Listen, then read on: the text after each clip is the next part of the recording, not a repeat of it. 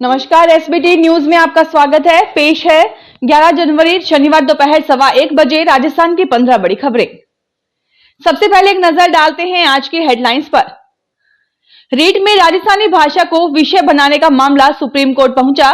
PM Modi का France दौरा, AI शिखर सम्मेलन में होंगे शामिल। राजस्थान में विभिन्न स्थानों पर बूंदाबूंदी हुई शुरू। देश में आज एक बार फिर मनेगी दीपावली। आज शाम को होगी भव्य आतिशबाजी। राजस्थान शिक्षक पात्रता परीक्षा रीट 2024 में राजस्थानी भाषा को विषय के रूप में शामिल करने को लेकर मामला सुप्रीम कोर्ट पहुंच गया है।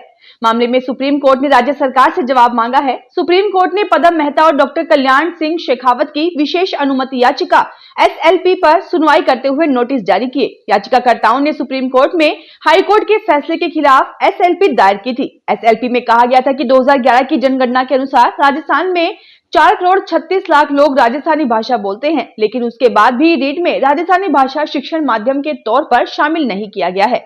जबकि संविधान शिक्षा का अधिकार और राष्ट्रीय शिक्षा नीति के प्रावधानों में भी कहा गया है कि बच्चे की प्राथमिक शिक्षा उसकी मातृभाषा में होनी चाहिए।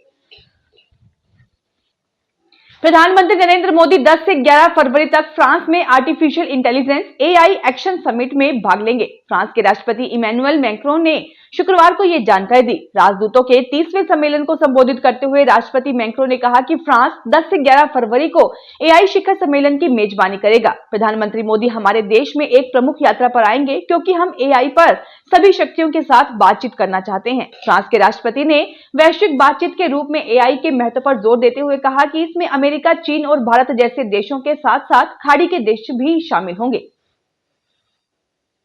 राजस्थान में वेस्टर्न डिस्टर्बेंस के असर से विभिन्न स्थानों पर बूंदाबांदी शुरू हो गई है। अजमेर, पाली, बीकानेर, जोधपुर, श्रीगंगानगर, हनुमानगढ़, चूरू, नागौर, सीकर, झुंझुनू, फतेहपुर सीकर, बाड़मेर, जैसलमेर में बारिश हुई है। कुछ जगह देर रात तो कुछ जगह सुबह सुबह शुरू हुई बूंदाबांदी के कारण सड़कों पर कम लोग ही नजर आए। चूरू के राजगढ़ और सुजानगढ़ एरिया में 3 mm बारिश दर्ज की गई है। जयपुर, जोधपुर समेत अन्य जिलों में भी सर्द हवा चलने से सर्दी बढ़ गई है। एक वर्ष पहले पोष शुक्ल द्वादशी के दिन भारतवासियों ने त्रेता के बाद एक बार फिर अपने आराध्य भगवान श्री राम के स्वागत में घर घर दीप जलाए थे। इस दिन श्री राम जन्मभूमि अयोध्या में बने भव्य मंदिर में जब श्री रामलला की प्राण प्रतिष्ठा हुई थी, लगभग 500 वर्षों की प्रतीक्षा एवं संघर्ष के बाद ये दिन आया था। प्रत्येक भारतवासी का मन था कि रामलला की प्राण प्रतिष्ठा को उत्सव को भी दीपावली की ही भांति बनाया जाए। श्री रामलला की प्राण प्रतिष्ठा पोष शुक्ल द्वादशी को की गई थी, जो इस बार 11 जनवरी को है। इसलिए आज रात को देश भर में घर घर दीपक जलाए जाएंगे। श्रीगंगानगर शहर में आज शनिवार शाम को बहुत बड़ा आयोजन होने जा रहा है। पूरा शहर इस आयोजन के इंतजार में है। भजन मंडलियां पूरे जोश खरोश के साथ अपनी प्रस्तुतियां देंगी। भव्य आतिशबाजी आसमान को रोशन कर देगी। भजन संध्या के बीच घंटों चलने वाली विभिन्न तरह की ध्वनि और रोशनी भी खेदने वाली आतिशबाजी से प्रतीत होगा कि मानो श्री राम आज जमीन पर उतर आए हैं। साथ में पवन पुत्र हनुमान जी साथ आए हैं। खाटू नरेश बाबा शाम सब पर कृपा बरसाएंगे। ये आयोजन आज शाम को रिद्धि सिद्धि कॉलोनी प्रथम के प्रवेश द्वार से लगते कैंपस में होगा। शाम 4 से 6 बजे ध्वजा परिक्रमा, 6 से 10 बजे तक भजन संध्या होगी। इस भव्य आयोजन की तैयारियां पूरी हो चुकी हैं। विभिन्न संस्थाओं से जुड़े लोगों ने लगातार कई दिनों की भागदौड़ और मेहनत से तैयारियों को अंजाम दिया है। एक एक कार्यकर्ता इस आयोजन में आने वाले भक्तों की सेवा और स्वागत में पलक पावड़े बिछाने को आतुर हैं।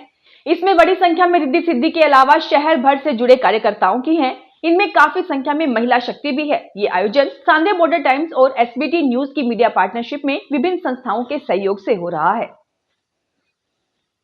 राजस्थान के मुख्यमंत्री भजन लाल आज दोपहर दिल्ली पहुंचेंगे। मुख्यमंत्री भजन लाल शर्मा केंद्रीय गृह मंत्री अमित शाह के साथ शाम 5:30 बजे बैठक करेंगे। बैठक में तीनों नए आपराधिक कानूनों को लागू करने को लेकर समीक्षा की जाएगी। राजस्थान सरकार इसको लेकर एक प्रेजेंटेशन भी देगी। पूर्व पीएम लाल बहादुर शास्त्री की आज 59वीं पुण्यतिथि है। कांग्रेस अध्यक्ष मल्लिकार्जुन खड़गे ने श्रद्धांजलि दी। उन्होंने एक्स पर लिखा कि जय जवान जय किसान के प्रेरक, महान गांधीवादी, हमारे आदर्श पूर्व प्रधानमंत्री लाल बहादुर शास्त्री की पुण्यतिथि पर हम उन्हें भावभीनी श्रद्धांजलि अर्पित करते हैं। उन्होंने देश को नई ऊंचाइयों पर पहुंचाने में अहम भूमिका निभाई। अपनी सरलता एवं सादगीपूर्ण जीवन से सबके प्रेरणा स्रोत बने। शास्त्री जी ने देश की उन्नति के लिए हमेशा कार्य किया। कोटा पूर्व विधायक भवानी सिंह राजावत को हाई कोर्ट से अंतरिम जमानत मिल गई है। हाई कोर्ट ने कोटा एससी एसटी कोर्ट के उस आदेश पर रोक लगा दी है जिसमें कोर्ट ने राजावत और बीजेपी कार्यकर्ता महावीर सुमन को वन विभाग के अफसर को थप्पड़ मारने का दोषी मानते हुए 3 साल की सजा सुनवाई थी। अपील में राजावत के अधिवक्ता दीपक चौहान ने कहा कि मामले में अभियुक्तों को दोष सिद्ध करने के लिए पत्रावली पर कोई साक्ष्य उपलब्ध नहीं था, लेकिन फिर भी ट्रायल कोर्ट ने उन्हें दोष सिद्ध कर दिया जो विधि सम्मत नहीं है। अयोध्या में रामलला की प्राण प्रतिष्ठा की पहली वर्षगांठ मनाई जा रही है। प्रधानमंत्री नरेंद्र मोदी ने देशवासियों को इस मौके पर बधाई दी। उन्होंने कहा कि राम मंदिर विकसित भारत की संकल्प सिद्धि में मदद करेगा।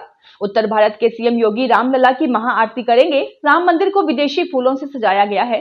अयोध्या का टेम्परेचर 4 डिग्री है। कड़ाके की ठंड में दिल्ली, हिमाचल समेत 10 राज्यों से लोग रामलला के दर्शन करने पहुंचे हैं। मंदिर ट्रस्ट के मुताबिक आज 2 लाख भक्त रामलला का दर्शन करेंगे। 11 से 13 जनवरी तक उत्सव होंगे।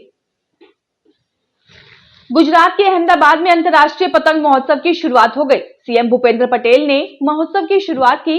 समारोह में 47 देशों के 143 पतंगबाज और देश के 11 राज्यों के 52 पतंगबाज हिस्सा लेंगे। महोत्सव का आयोजन गुजरात पर्यटन विभाग की तरफ से 11 से 14 जनवरी तक किया जाएगा। जोधपुर के गांव थबूकड़ा में बालिका सैनिक स्कूल के लिए जोधपुर विकास प्राधिकरण ने 8 एकड़ भूमि को निःशुल्क आवंटन किया है। ये राज्य का पहला बालिका सैनिक स्कूल होगा।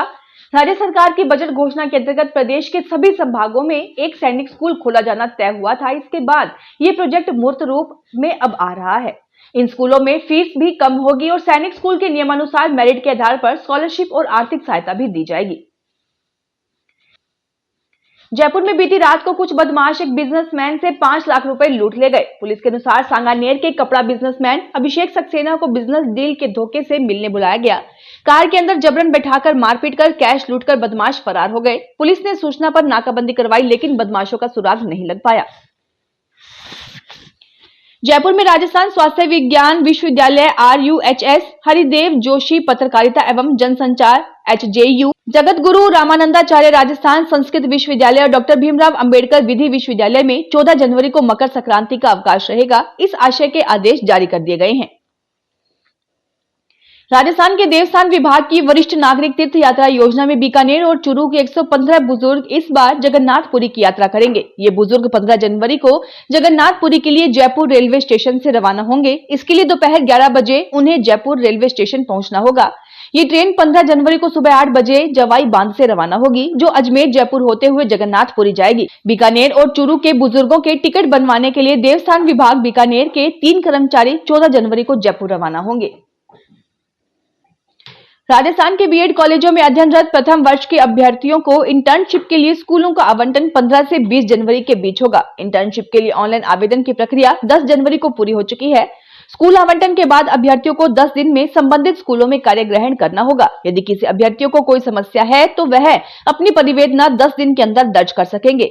परिवेदना निस्तारण के लिए राज्य स्तर व जिला स्तर पर समिति का गठन किया गया है। बीएड प्रथम वर्ष और डीएलएड प्रथम वर्ष के अभ्यर्थी इंटर्नशिप के लिए द्वितीय चरण के आवेदन अब 1 से 7 मार्च तक के बीच कर सकेंगे। इन्हें स्कूल का आवंटन 8 से 13 मार्च के बीच होगा। फिलहाल इस बुलेटिन में इतना ही। फिर हाजिर होंगे और बड़ी खबरों के साथ।